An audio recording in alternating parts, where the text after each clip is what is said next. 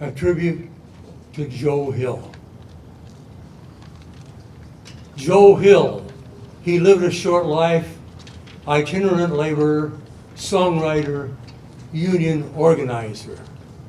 Born Joe Hägglund, October the 7th, 1879, in Gavle, Sweden. Always close to his siblings, he was 6 children, he was 4th in line. Music was in the family's blood. Joe's father brought music to his home. Joe excelled in piano and violin, his lessons cut short by the age of 10. Joe's father, Olaf Hägglund, a conductor on the railway, died from an industrial accident. No death benefits in any way. The Hägglund children quit school to support themselves. Then Joe worked in a rope factory at the age of 10. In his teens, Joe landed a job as a fireman, then found work on a steam-powered crane.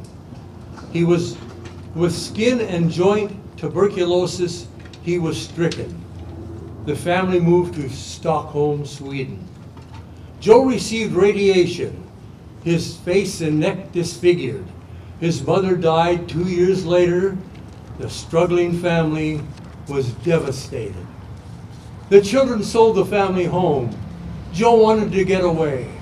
In 1902, he and brother Paul booked passage to the USA. Joe Hill's naive idealism about the American way of life was shattered by harsh working conditions and the immigrant workers' strife. He became an itinerant laborer, working in lumber and mines, and as a hobo riding freight trains, and a longshoreman some of the time. Joe Hill was progressive-minded. Union became his word of the day. In trying to organize a Chicago machine shop, he was fired, blacklisted, and on his way. Joe moved to Cleveland in 1905, but he didn't stay. San Francisco was his next goal as he headed across the USA. Surviving the 1906 earthquake, Joe left San Francisco behind. A freight train was his transportation with Southern California in mind. Joe joined the Industrial Workers of the World. He was secretary of the San Pedro local then and helped pave the way for the Wobblies. The year was 1910. Joe's musicianship did him well.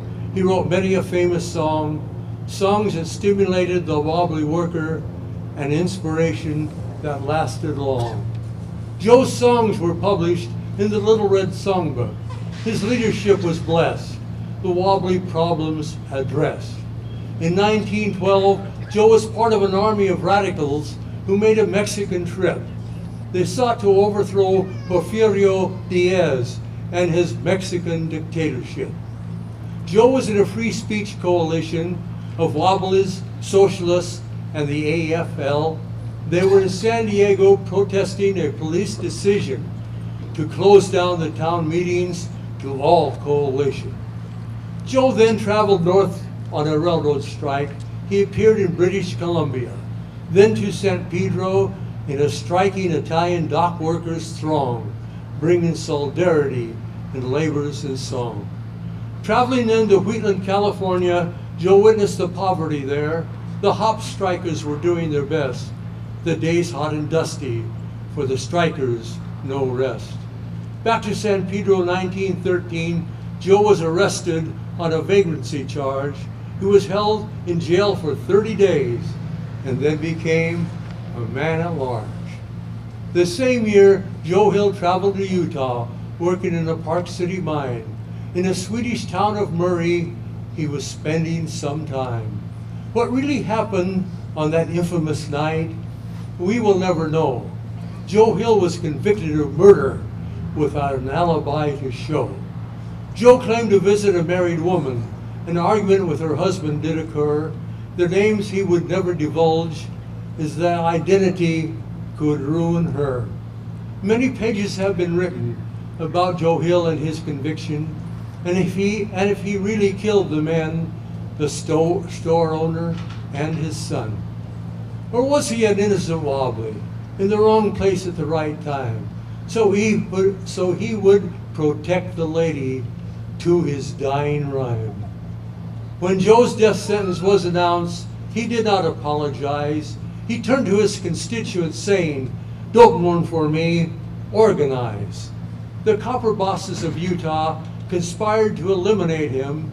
The climate of opinion was against Joe Hill. The power of the rich was not just a whim. Many high officials, including Woodrow Wilson, tried to free Joe Hill. They tried to spring him on a lesser charge, but that was against Joe's will. Joe Hill became a labor martyr, a symbol of American radical tradition, a quest for economic social justice, symbolic of labor's organization. Joe Hill's life ended on November the 19th, 1915, by a firing squad, his choice. The command to fire came from Joe himself. The last word he did voice.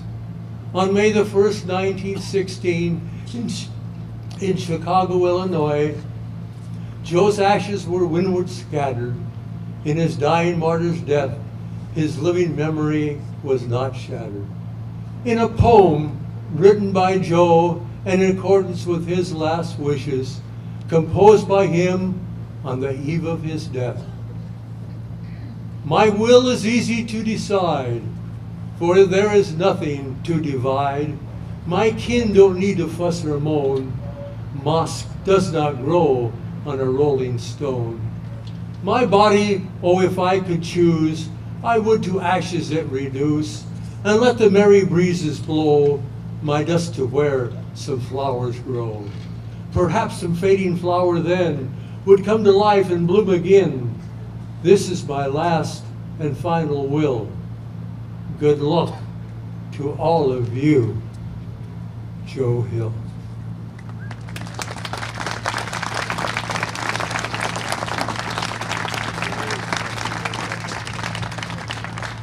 Thank you, Jerry. At this moment, we would like Suzanne and Eugene to come forward, and we will unveil the mural and the donor's plaque.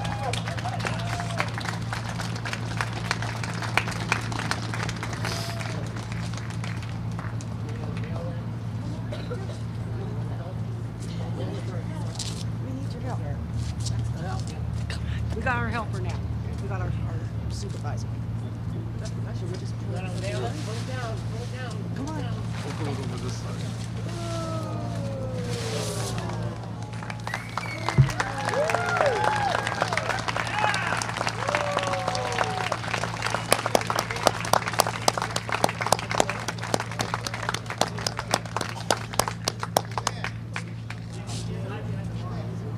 Where's this? There she is, right there.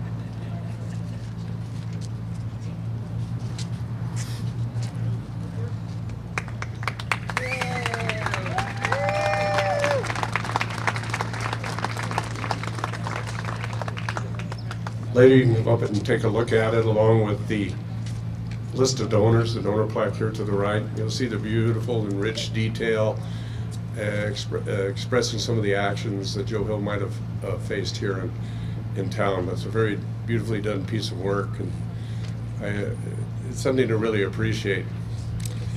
Okay, next we will have some music from James Preston Allen, the Ballad of Joe Hill, and who knows who's going to save this city.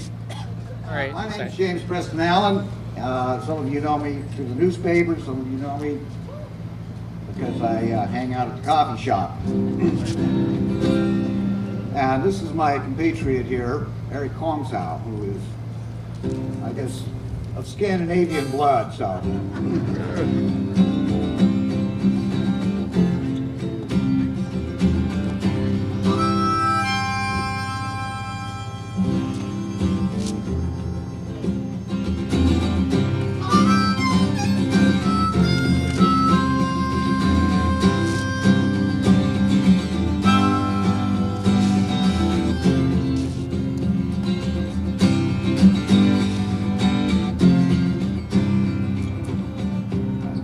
I saw Joe Hill last night, alive as you or me. Says I, but Joe, you're 10 years dead. I never died, said he. Never died, can't you see? In Salt Lake, Joe, I swear to God, him standing by my bed. They framed you on a murder charge, oh, Joe says that I'm not dead. Joe says that I'm not dead. Copper bosses killed you, Joe. They shot you, Joe, says I. Takes more than guns to kill a man. No, says Joe, I didn't die. Says Joe, I didn't die. And standing there, all as big as life, and smiling with his big blue eyes. Said Joe, what they forgot to kill went on to organize. Oh, went on to organize. Oh, Joe, hell, what they forgot they could not kill. Oh, Joe, hell, what they forgot they could not kill.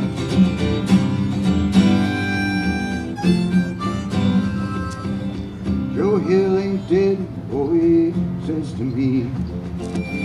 Joe Hill ain't never died. Where working men go out on strike, Joe Hill is by their side. Oh, I'm by their side.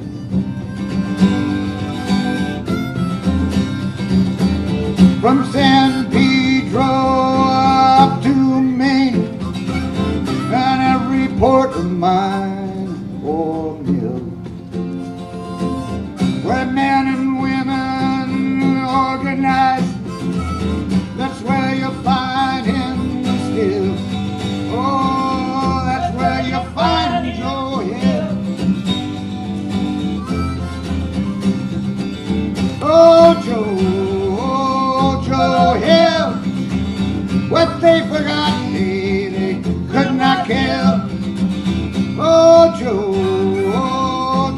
Hill, what they forgot they could not kill.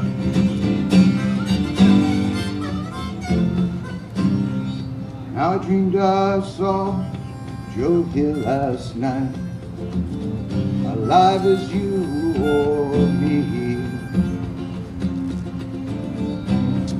Says I, but Joe, you're 100 years gone. I never died, says he. I never died, can't you see? Oh, Joe Hill, what they forgot they could not kill. Oh, Joe Hill, what they forgot they could not kill. What they forgot they could not kill.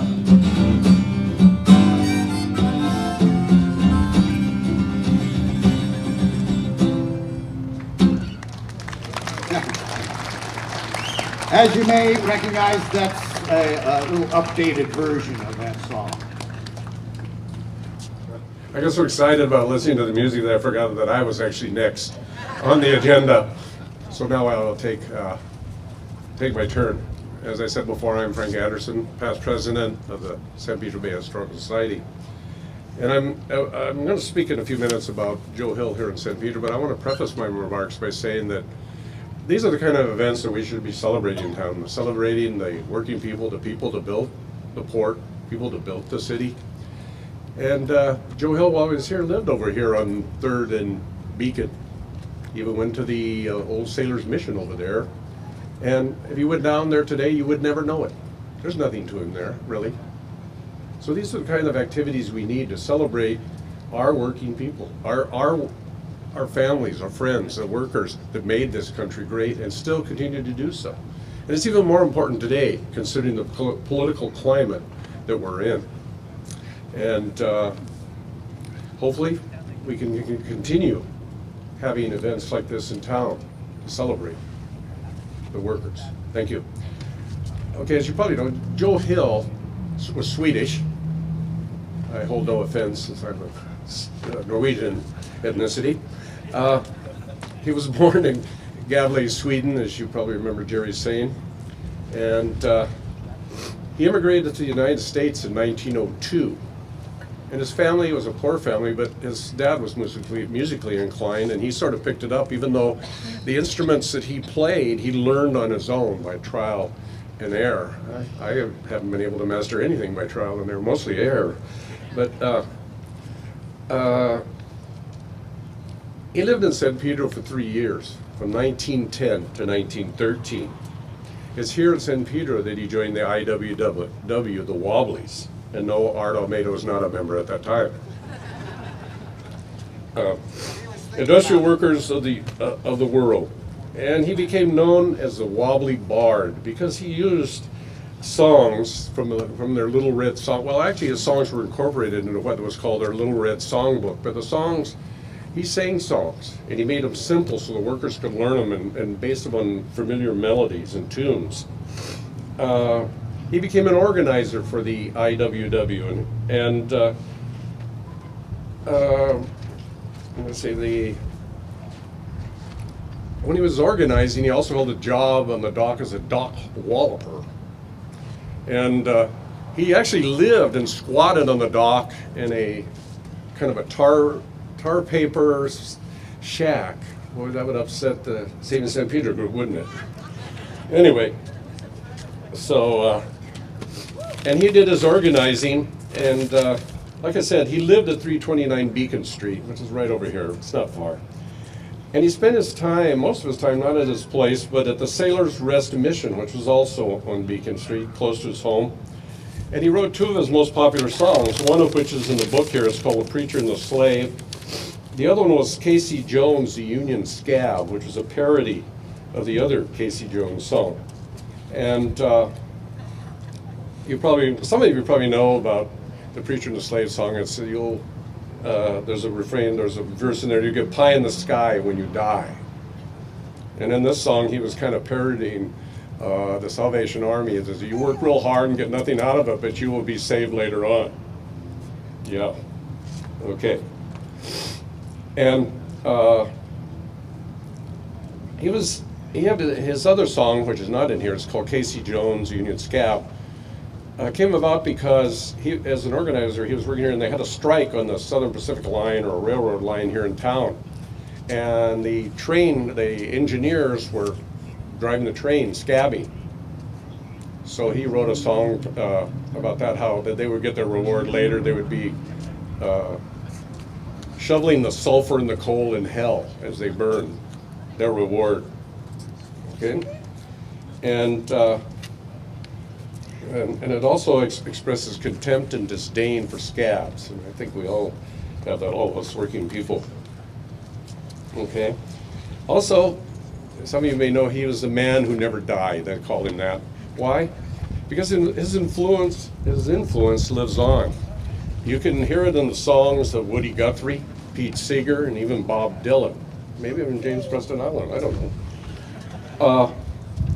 Also, he fought against the same things that we're fighting against today. These outrages, extreme poverty, police brutality, economic injustice, criminalized immigration, racism, militarism, threats to free speech, war. And his song resonates today because it was he preached a powerful message in his song, exposing himself to violence, incarceration, and later death. But he left us with something very important.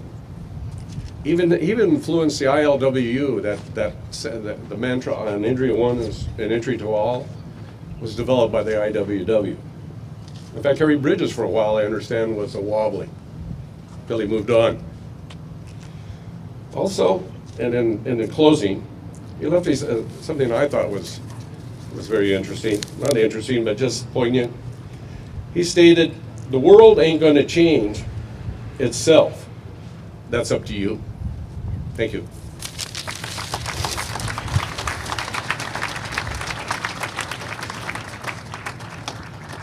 Okay, our next speaker, history is Art Almeida, harbor historian, history of the industrial workers of the world. Back when we dedicated this Liberty Hill, which was called Liberty Hill back when the agitation was going on, I want to put you in perspective where things were. First, Beacon Street was directly here, up this way, and behind me. That's the hill. It also included this part towards the Harbor Department building. That was part of the hill. And over to my left, up, down to Harbor Boulevard was hill. Now, if you wanted to know where Upton Sinclair was standing when he gave his one-liner, and he was arrested by LA's best, would be right up to my left, roughly where the building is halfway down. That's where he was when they jailed him. Now, as you know, Upton Sinclair was not a wobbly. In fact, he had some funny ideas about organized labor. But the one thing that he liked about the Wobblies is their songs and their themes and freedom of speech. That was big to him. And he let that know in writing. Now, to the right, this beautiful plaque, you should know what they represent.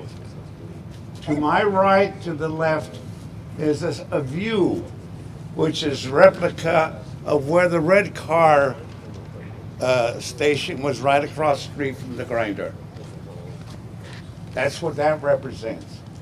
Over here, the San Pedro jail, before we became part of LA, before we became great.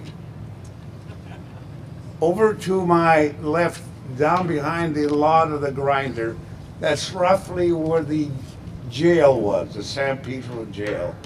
That's where the song about the jailbirds was composed back when the strike was going on.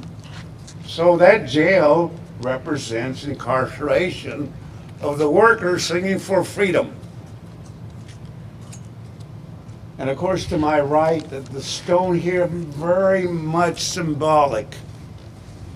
That stone came from France, where the idea of syndicalism came, and the American Wobbly workers adopted syndicalism, the IWW. Of course, in 1919, up in Sacramento, they passed the criminal syndicalist law. Now, that was in 1919. It was part of LA's best. I'm gonna get you, Art. Yeah, there was a time.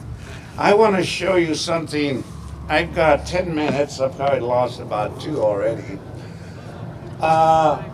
In my hand, I want to show you something, a relic.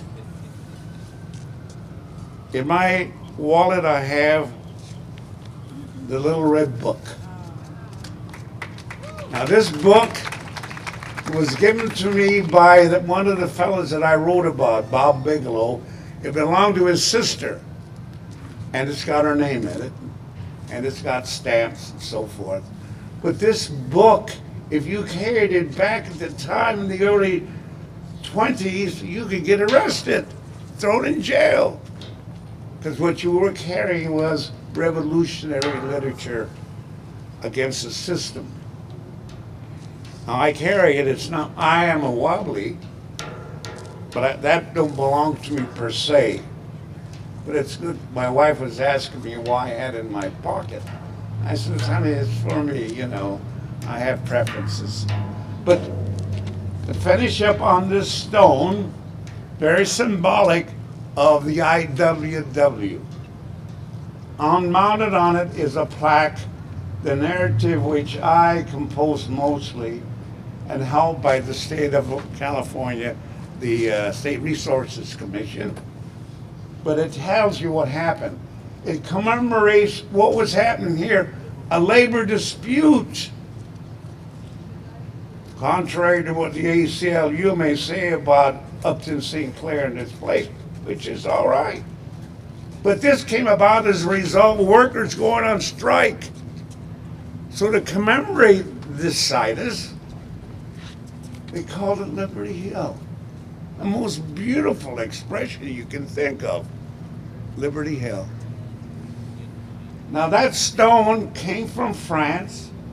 I won't get into long details, but it's composed of sand, representing land, crushed shells, representing the sea, shoreline, and mortar, representing the solidarity of the waterfront and the sailors and the workers and so forth. So there's a lot of symbolism in that stone. It's buried about 2 feet down. You got rebar. You need a doggone army tank to knock it over. The harbor did a good job putting it up. Nothing. It's the original. What? So while you say, where did it come? Why?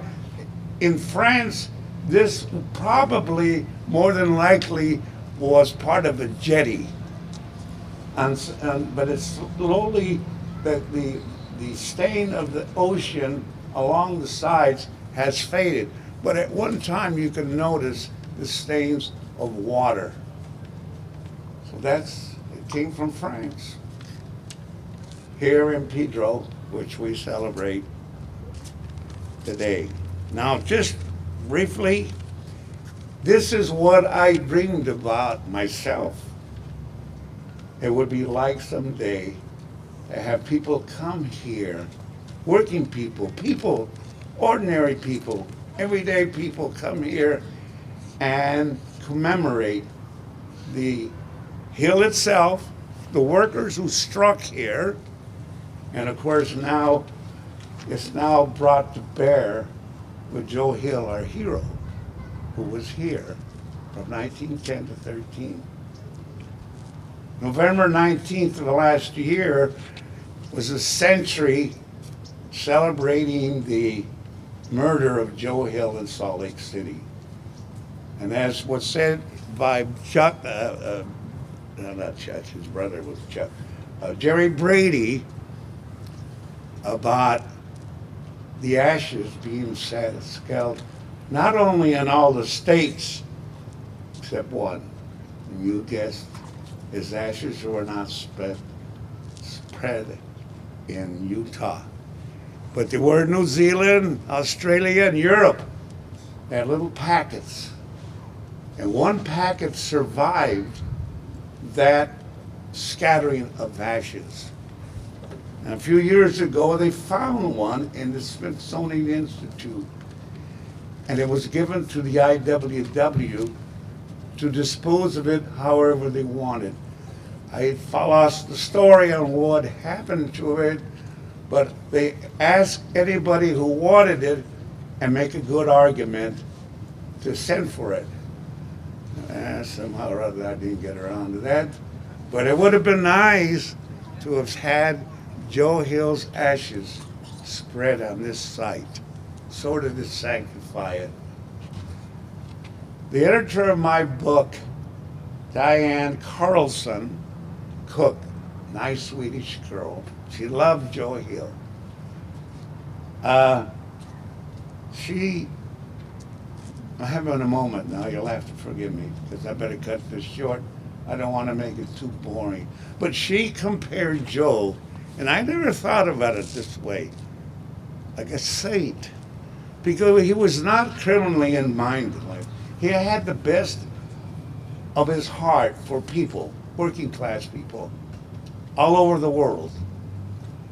And so, to conclude my few words about Joe Hill and the ILWU, and back when we initiated this few years back, those visitors who were here, some wobblies from uptown, I said, fellas, I don't remember any women being there at that time, but now my granddaughter's a wobbly.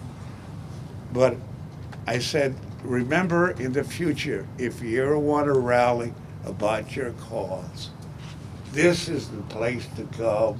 Talk to us down here, and we'll celebrate the man who never died, Joe Hill. Thank you. Gotta make sure I get this part of the program right. Next we have as a speaker on the history of organized labor in California, Dr. Vivian Price, who is a labor chair at California State University, Dominguez Hills.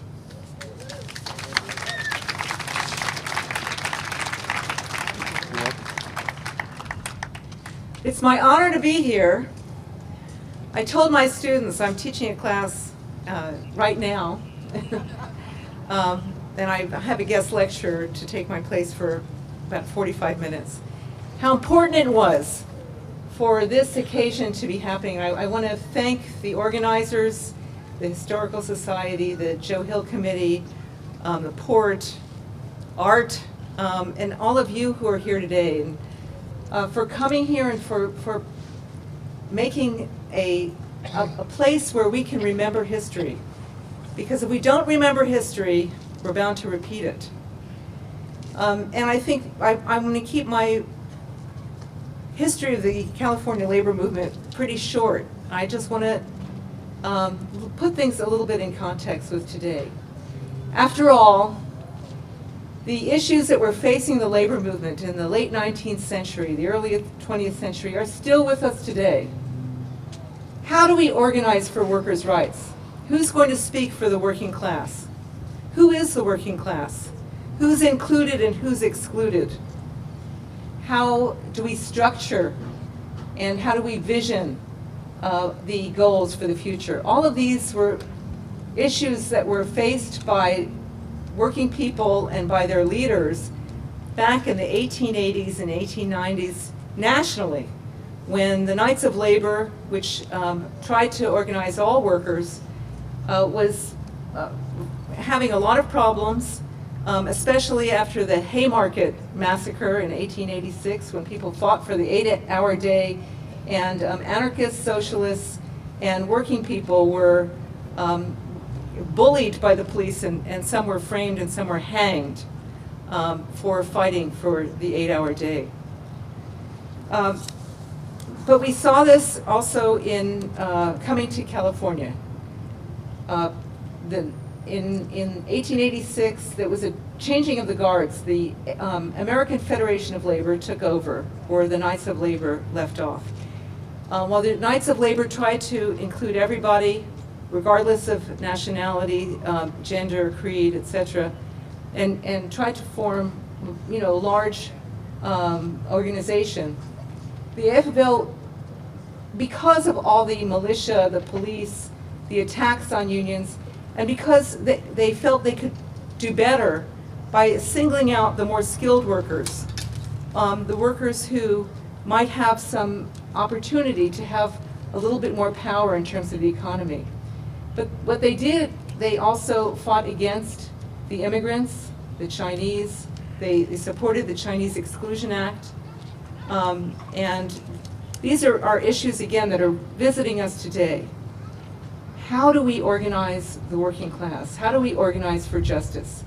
We see in the White House a person who has just banned Muslim immigrants or people who are coming, refugees from 7 or even people immigrating from 7 states that have primarily Muslim populations. Among these is not Saudi Arabia, where the perpetrators of 9/11 came from. There's a political motive behind this. And this is very much a labor issue because we see ourselves divided, just as the labor movement was divided back in the 1880s and 1890s.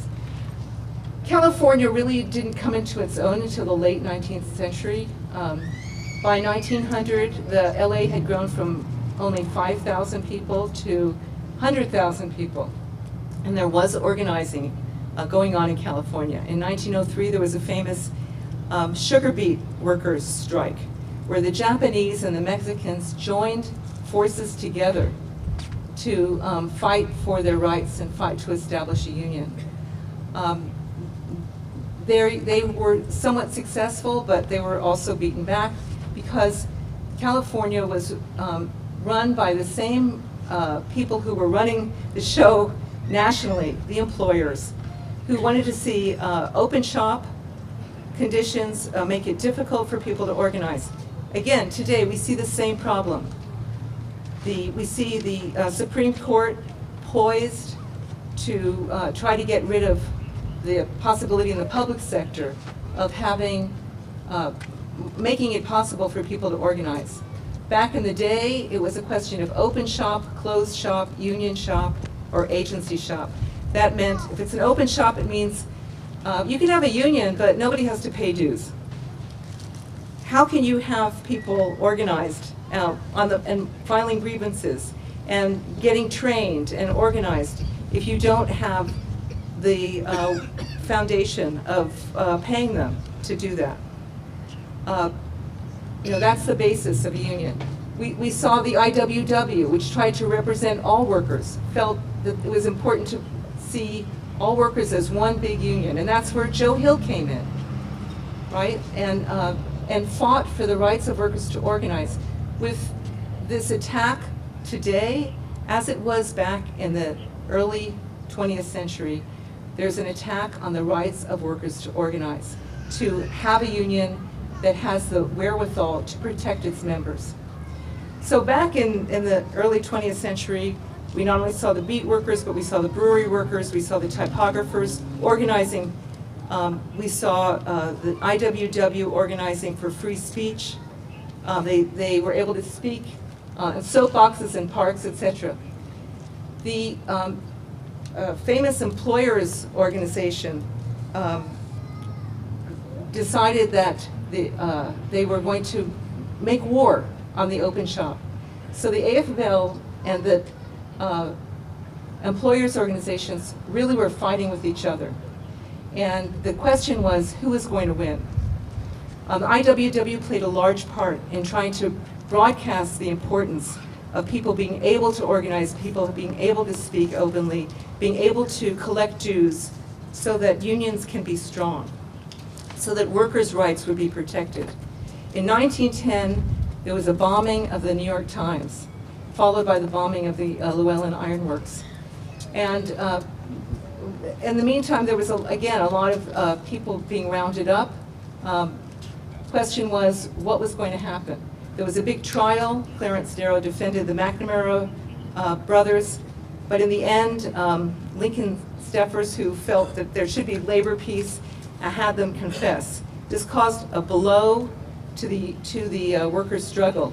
But it wasn't a permanent blow, because where there are workers, where there are people, there's always power. There's always hope for organizing again. In 1913, we saw that during the Christmas Day attacks on free speech in the Plaza downtown in downtown LA, that was the only place where people were able to speak, because the ruling class, the employers, led especially by the New York Times, the LA Times. I betray my origins here. Yes, an East Coaster. They felt that free speech was the enemy of the employer. We see that today too. We want to make sure that the media is able to speak, that the truth is able to be available to people. So the IWW stood up for these things, right? Joe Hill wrote songs in order to help people organize, because just as now people are too busy to read very much, back then there were a lot of people who didn't read at all, but they did sing and they did fight. And the songs of Joe Hill inspired people, whether it was the dock workers in 1916 throughout the West Coast to strike. He wrote about Elizabeth Gurley Flynn, an IWW organizer from 1908, who led the Lawrence textile strike back east to try to fight for workers' rights. He wrote a song about her, and I wanted to read what he said about the importance of women in the struggle. He wrote "The Rebel Girl" for Elizabeth Gurley Flynn, because the female workers, he said, are sadly neglected in the United States, especially on the West Coast. And consequently, we have created a kind of one-legged, freakish animal of a union, and our dances and blowouts are kind of stale and unnatural on account of being too much of a buck affair. They are too lacking in the life and inspiration which the women alone can produce. He said, yes, her hands may be hardened from labor and her dress may not be very fine, but a heart in her bosom is beating that is true to her class and her kind.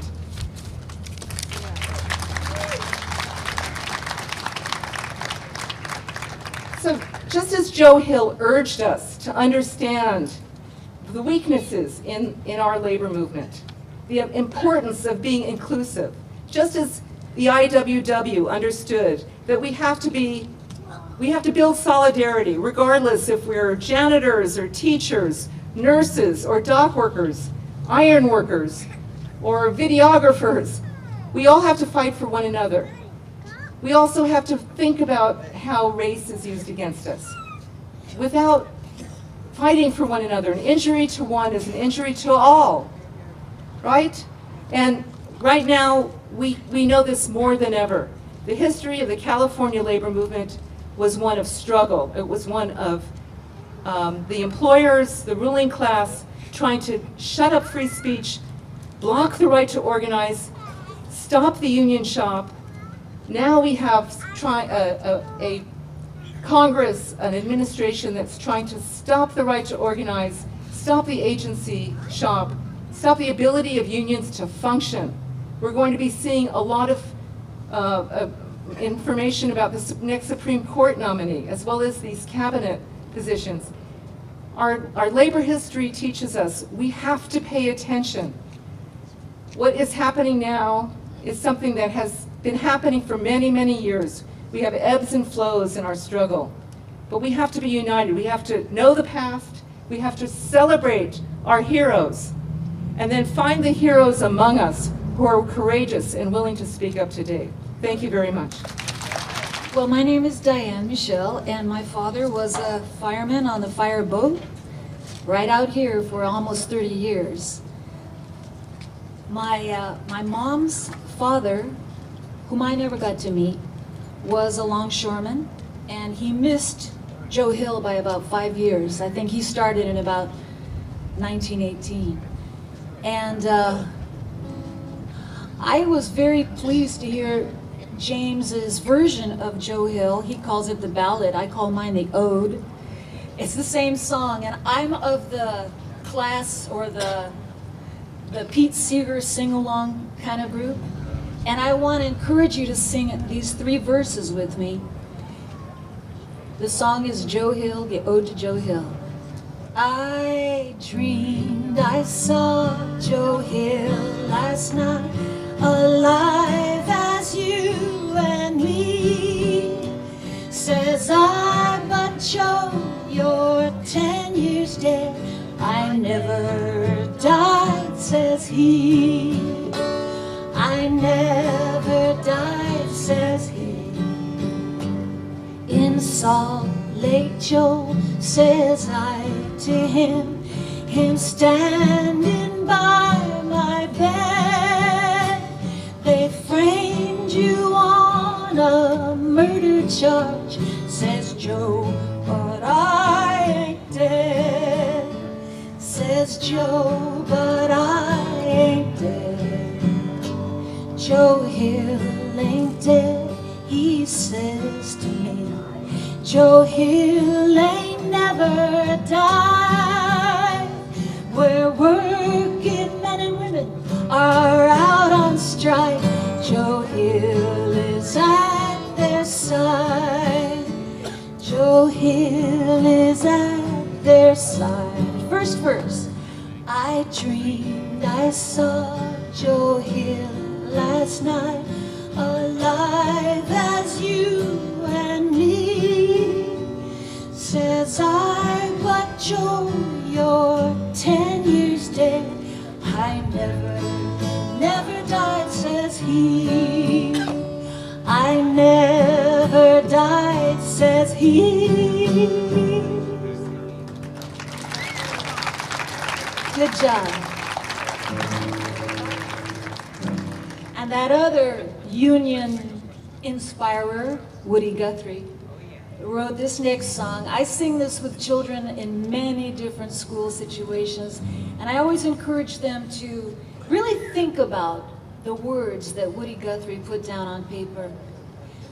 They're very poetic, but they're also very meaningful. And I also wanted to wish my mom 67 years ago. She and my dad were married right at Holy Trinity Church, the old one.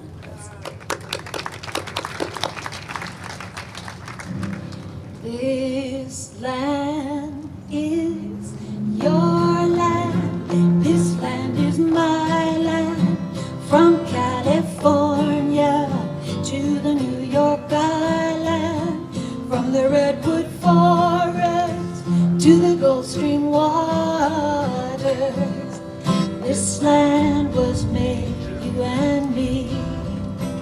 As I went walking that ribbon of highway, I saw above me that endless skyway. I saw below me that golden valley. This land was made for you and me. This land is your land. This land is my land. From California to the New York Island, from the Redwood Forest to the Gulf Stream waters. This land was made for you and me. I roamed and rambled, and I followed my footsteps to the sparkling sands of her diamond deserts. And all around me a voice was sounding. This land was made for you and me. Everybody! This land is your land. This land is my land. From California to the New York Island, from the Redwood Forest to the Gulf Stream waters. This land was made for you and we. Repeat the last part. This land was made for you and me. Thank you so much. Thank you very much, Diane, Michelle. Appreciate it. Next, our next speaker is Mr. Greg Mitri. He's the president of Southern California Pensioners Group, speaking the Pensioners' Legacy. Thank you, Frank. Good morning, everybody. Thank you for being here.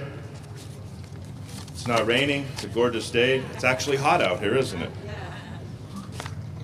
Well, I'd like to begin first by saying thank you to the committee and thank you for having this organization put this together.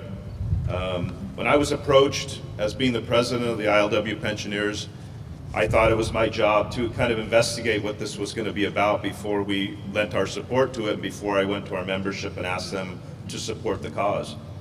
And in my investigating Joe Hill, I didn't know a lot about him. I have since learned quite a bit about him. Joe Hill was a rebel. Joe Hill was truly a rebel. He was an activist, and I think him and Harry Bridges would have got along mighty fine. As you guys know, thank you. Joe Hill's last words were to his own firing squad saying, "Fire away." Joe Hill went to jail many times. Joe Hill changed his name when he came here from Chicago because he was arrested and convicted in Chicago for organizing. Came out west, changed his name because he couldn't get a job. He was blacklisted. So Joe Hill was a true organizer, he was a true labor activist, and he was a true fighter. And that's what the ILWU is. That's who we are. We have had a history of being very antagonistic, very labor activist. A lot of our true leaders of the ILWU are not loved by everybody, but have pushed us forward. And that's who we are. And as I look around today, and I'm looking in the crowd here, and I see some of the true leaders of the ILWU, myself, I'm a newbie, I'm a young kid, I'm a young pensioner, I'm just getting my feet wet. But as I look out here and I see these old timers, and I use the term fondly, Dave Arian, some of the other ones, Art Almeida, a couple others out here, these guys were true activists. And not everybody liked them all the time for what they did. Not even their own membership liked them all the time for what they did. But they did what they thought was right in their heart. And they did what was right for the union movement. And as I look back and I did my research, Joe Hill led a strike right down the street, right here, on a lumber schooner. And he led guys off the job and he went to jail right here in Pedro for what he did. And it's no different then than it is now. And you heard that in the next 4 or possibly 8 years, we could see some of the most intense struggles for organized labor that I'll ever see probably in my livelihood. And for that reason, this is an icon that is going to stand forever. There's no Donald Trump, there's no organization, there's no administration that's ever going to erase what you have on this wall here. And I'll tell you a story about when they came to me as the president and they asked me to endorse the project. I went to my officers first and we talked about it and they were absolutely yes. So I put the call out to our membership and I said, they're asking for a donation of $500 to put your name on this legacy wall. And I'm telling you, we had to turn people away. It was immediate. I couldn't answer the phone fast enough. We couldn't get the names down fast enough. All of the people that we contacted, everybody, almost to a person said, whatever it is, I'll write you a check, we're in 100%. And that, to me, signifies what the ILWU and the labor movement, the IBU, all of the labor in this harbor, that's where their heart is. And now they're on that wall forever. And it'll be here for my kids' kids, your grandkids. It'll be here forever. And that's the legacy of the ILWU. That's the legacy of ILWU labor, organized labor in this harbor. Those of you that sit here today, you know that the ILWU is now recognized, not just in the United States, but my brothers and sisters from the MUA in Australia, from the labor organizations. I do a lot of traveling in Central and South America. We are the pinnacle of organized labor in the United States right now. The Teamsters take a back seat to the ILWU now. And I am proud to say that we are going to move forward. We are going to move forward even with this administration. And it's going to be difficult. And there is going to be some battles ahead. I guarantee you that there will be some battles. But you know what? The ILWU has been here for a long time. Guys that went to jail, guys that went to prison. It is what it is. You do what you do. Everything I have, everything I've gotten, I owe to the ILWU. And I'm never, ever going to forget that. So thank you very much.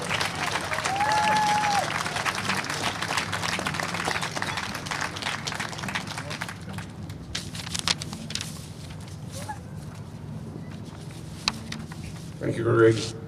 Our next speaker probably doesn't really need any introduction, is David Arian. He's going to be speaking on labor relations today. He's the Vice President of the Board of Harbor Commissioners, Port of Los Angeles, former President of ILWU Local 13, and the ILWU International. David? You're welcome. Well, it's wonderful to be here today with the family. You know, it's wonderful to be at an event in San Pedro, in the city of LA, in the great state of California. We are so lucky to live in this state. We are so lucky to live in this city, and we are so lucky to live here in the harbor area, because we have the diversity and the tradition and the history of what's made America great. You know, and that is the working people of America. Now, we got a lot of negatives in this country, and we're seeing some of them right now. But I wanted to start out by first thanking the Historical Society. I wanted to start out by thanking the pensioners, because that's what financed a lot of this. And I want to thank the Port of LA, because we wouldn't have this wall, we wouldn't have these chairs, we wouldn't have this event without the support of the Port of Los Angeles. I guarantee you, around the country, there are very few government organizations that would be supporting an activity such as this today. And that bodes well for who we are as a community. I want to get personal for a minute.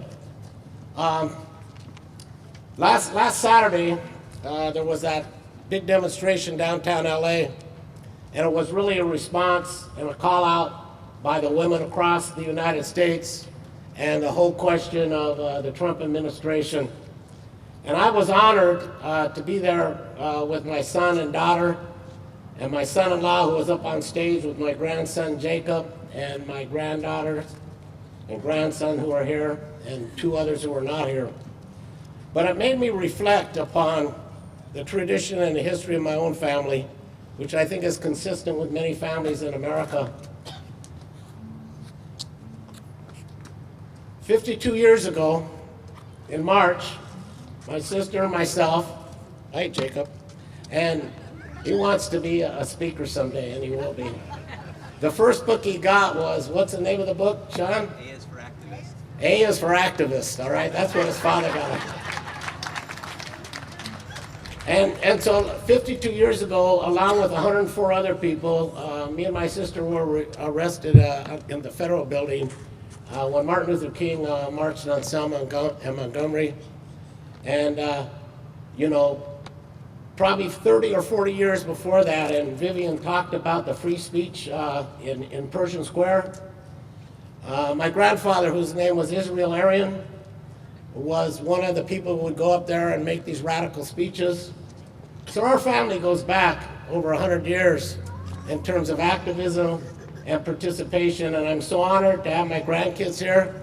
And I look at other families that are here. I look at the Hay family, I look at the Negrettis, I look at others, and I understand that this thing goes on. In the 1920s, the Palmer raids, and here in California, you already heard, you know, about the Syndicalist Act. It was a dark period in America. But a light shined through, and 10 years later, the labor movement for the first time became a dominant force in America through the organization of the CIO, and that was led in the early days by the Wobblies. They gave the energy to that movement. Now, the AFL-CIO and others didn't necessarily like their participation because they believed in fight, fight, fight, not necessarily sign a contract, but take that militant stand, and that was necessary to build the labor movement in the 30s. So that dark period turned into a very light period, turned into a very progressive period. Another dark period hit America after World War II and the McCarthy era. And our family, we realized that every longshore family understood that that government was out to get us. Purged many of our members because they said they were communists or socialists or too radical, and many of them had to leave. We had teachers here in San Pedro who couldn't teach anymore because, supposedly because of their political affiliation. It was a dark period. And then the 60s came, and the sun came out again. And we saw in the 60s the free speech movement. We saw in the 60s the anti-war movement. We saw in the 60s the expansion of the labor movement. We saw the civil rights movement. We saw a bright day in America. So let's not be depressed today. We're going into potentially a dark 4 years. But from these dark 4 years, this administration will create a new movement that started last Saturday across the United States and across the world. So as Joe Hill said, don't mourn, organize. You know, it's sort of an honor to be part of the ILWU, and particularly the pensioners group.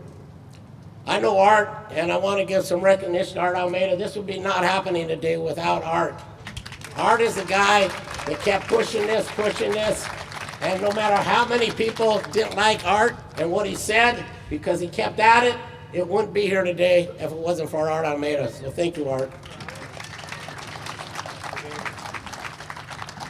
The beauty of the ILWU, and when I retired in 2009, I wrote a short book which was called Right to Get in the Fight. And the beauty of the ILWU was not that it had one point of view, but you had the right. It was a democratic union. You had the right to voice your opinion and struggle and to put out what you wanted. And a lot of times the majority of the membership turned you down, but they gave you that right.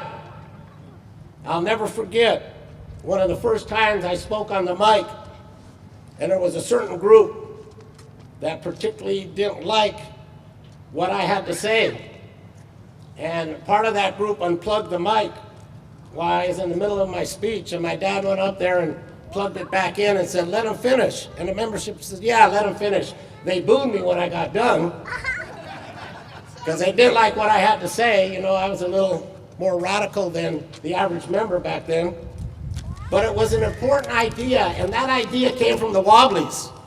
The democracy of the ILWU came from the Wobblies. Now, negotiating contracts didn't come from the Wobblies because they, you know, that's not what they did.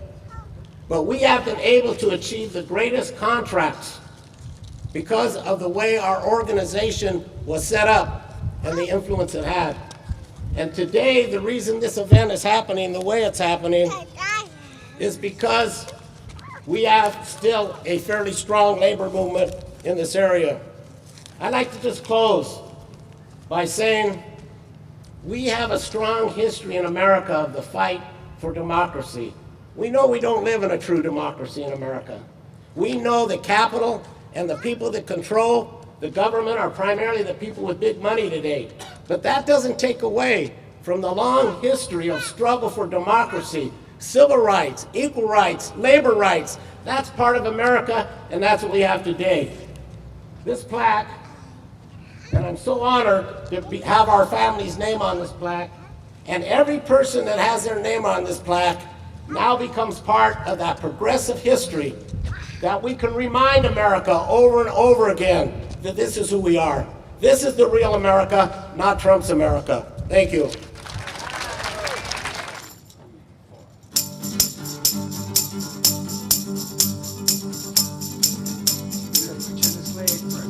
Long-haired preachers come out every night, try to tell you what's wrong and what's right. But when asked about something to eat, they will answer in voices so sweet. You will eat by and by in that glorious land above the sky. Work and pray, live on hay. You'll get pie in the sky when you die. At the Starvation Army they play, and they sing and they clap and they pray, till they get all your coin on their drum. Then they'll tell you that you're on the bum. You will eat by and by in that glorious land above the sky. Work and pray and live on hay. You'll get pie in the sky when you die. If you fight hard for children and wife, to get something good in this life. You're a sinner and a bad man as well. When you die, you will sure go to hell. You know this part. You will leave by and by in that glorious land above the sky. Work and pray, live on hay. You'll get pie in the sky when you die. Working folks of all countries unite. Side by side for our freedom we'll fight. Till the world and his wealth we have gained. To the crafters we'll sing this refrain. You will eat by and by when you learn how to cook and to fry. Chop some wood till you're good, and you'll eat in the sweet by and by. And you'll eat in the sweet by and by. It's a lie. Let me say a word or two on the side, Frank. Go ahead. You see this young lady here? Go ahead, get the mic on. I guess The young man setting it up for you. your grandfather was Nicholas? Yes. I met Nicholas once. You don't get this often. We're practically all dead or gone forgotten. But this girl's grandfather, Nicholas Steelink, I met him once at El Camino College when he gave a talk. Now, you're not going to get much of this nowadays because every day we keep disappearing. But this is the first-hand story. Allow me a minute, Frank. This girl's grandfather gave one of the most stirring talks at El Camino. And he talked about your grandmother, Manya. Funny. I never met Manya, but this man talked about when they convicted him in the early 20s and he had to go to SU, San Quentin. The one who told me the original story is part of my book, Paul Ware. Paul Ware says Art Steelink was a tragic figure in Wobbly history because the Wobblies got behind him because his wife, your grandmother, was very sick. And he had nobody to take care of her. This is 1920, 23, 24. So they begged the judge to let him go serve time. The damn judge said, no, can't do that. But who's going to take care of his wife? And so they volunteered, those who were not going to jail about Wobblies, volunteered to go to Quentin for him. Well, he didn't go for that. It was, I guess, too progressive. But I want you to understand, young lady, your grandfather told the most stirring story of that period at El Camino. All the women and men, especially the women, were in tears. Because what they were going to do to him back in the early 20s. And this is a rare pleasure for me, because here you are, body and soul, part of that legacy. Thank you very much. Thank you. Yeah, right. By the way, her grandfather was born in Holland, and her grandmother was born, I think, in Odessa, Russia. Yes, that's true. My memory is not that bad. Thank you, Art. Thank you, Lori and Ralph. Now for the acknowledgements. We've reached that part of the program. There's quite a few people to acknowledge, but I especially want to acknowledge Suzanne Matsumiya. Please stand up. She's right on it. She created the original illustration and design that you see here. And she was a key member of the Joel Hill Committee and all our activities throughout the year. So thank you very much, Suzanne. Appreciate it. Also, Eugene Dobb, the sculptor. And I want you can see the tremendous talent that this man and this woman both have for this kind of art. You better be glad I didn't create it. Anyway, David Arian for helping to coordinate the event and the logistics. Okay. James Preston Allen, publisher of Random Links. Not only did he help advertise and promote, he allowed us to use office space at his office and offered many words of encouragement to us throughout the year. Thank you, James. Also, to the San Pedro Bay Historical Society, current president, Mona Dallas Reddick, several of our board members here, Mary Jo Walker, Bob Reddick, for allowing us to raise donations through the group, and Irene Almeida too, and Art. Appreciate that. The donors themselves. Mikey Gonzalez, is that you? The man taping the show? There he is. Credit to him, he's taping the show. Thank you so much. Also, Greg Mitri for his work with the pensioners, allowing me to go to speak and helping gather the donations. And now for the group that worked all year. Not that the others didn't. We have Suzanne, obviously, Suzanne Matsamia, and what do you say, Andrea Luce, Art and Irene Almeida, Jerry Brady, Mary Howard, who's over here in a wheelchair, Jerry Garretson, is Jerry here? He's here, and this program is dedicated to his wife. Thank you, Jerry, for the work. And also, I haven't seen him, Richard Amesqua. He's sick, okay, but he too. And this group helped put the program together and continuously dealt with the port and the foundry and all of the various issues that we had to face throughout. Now I'm going to move on to, I don't know what I'm going to move on to. Now we're going to have the benediction by Pastor Christopher Lindstrom of the Good Shepherd Lutheran Church.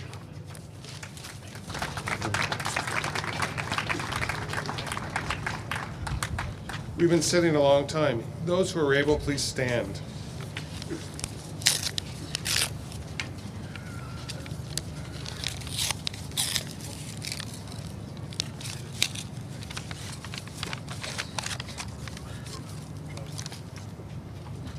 A benediction is ascending, and the words we have heard today, we are reminded that if you would just put your arms on the shoulder of the person next to you.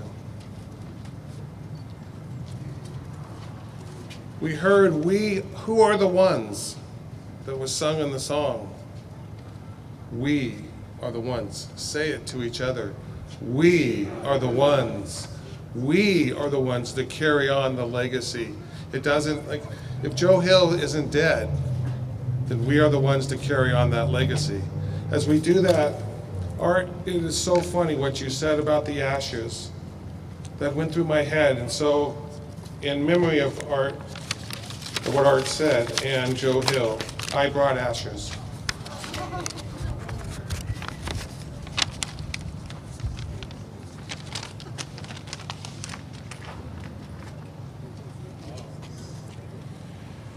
But these ashes remember, not the memory, but the future. That's what Joe Hill would want us to do, in his memory. And all of God's people said, amen.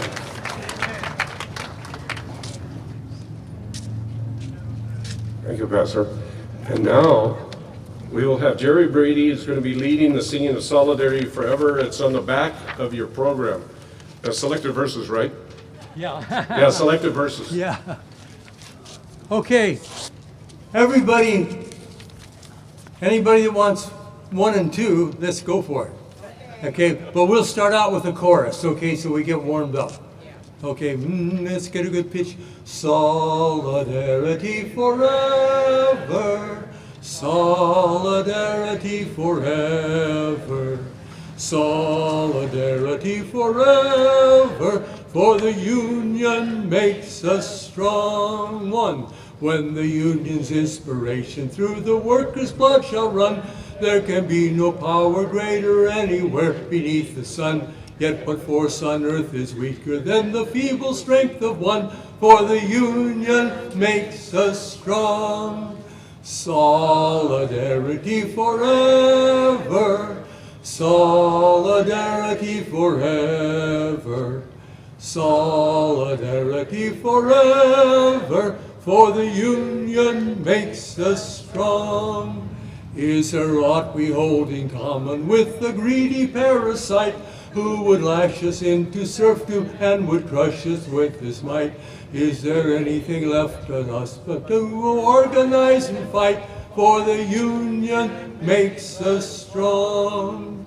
Solidarity forever, solidarity forever, solidarity forever, for the union makes us strong. One more. It is we who plowed the prairies, built the cities where they trade, dug the mines and built the workshops, endless miles railroad laid. Now we stand outcast and starving, mid the wonders we have made, but the union makes us strong. Solidarity forever, solidarity forever, solidarity forever, for the union makes us strong. Great job. Yay. Awesome. Thank you, Derry. Glad someone can sing. Good. Okay. Before we adjourn, I have an announcement that Vivian Price left. She stated, she left me a message here. Cal State University of Mingus Hills will have its 9th annual Labor, Social, Environmental Justice Fair on Tuesday, April 2nd from 9 a.m. To 4 p.m. And also before I close, I'd like to recognize an individual too. He used to serve on the city council. I didn't see him come in, but I see him, Mr. Robert Farrell. He was here. Stand up so we can see you. Oh, there he is. Thank you. Okay, I want to thank you all for coming out. It's been a beautiful day. We got the program through in quite a pretty good time. Thanks to Art, he didn't talk quite as long as I thought he would. But again, thank you. Thank you so much. Keep up the fight, because we will win. There's more of us. We just got to convince the others to join us too. Thank you again. And there's refreshments over here.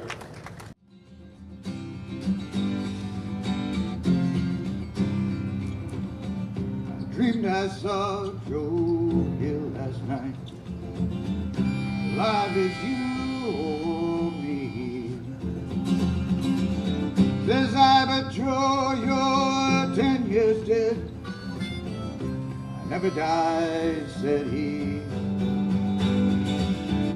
Never died, can't you see? In Salt Lake, Joe, I swear to God, him standing by my bed. They framed you on a murder charge, oh, Joe says that I'm not dead. Joe says that I'm not dead. Copper bosses killed you, Joe. They shot you, Joe, says I. Takes more than guns to kill a man. No, says Joe, I didn't die. Says Joe, I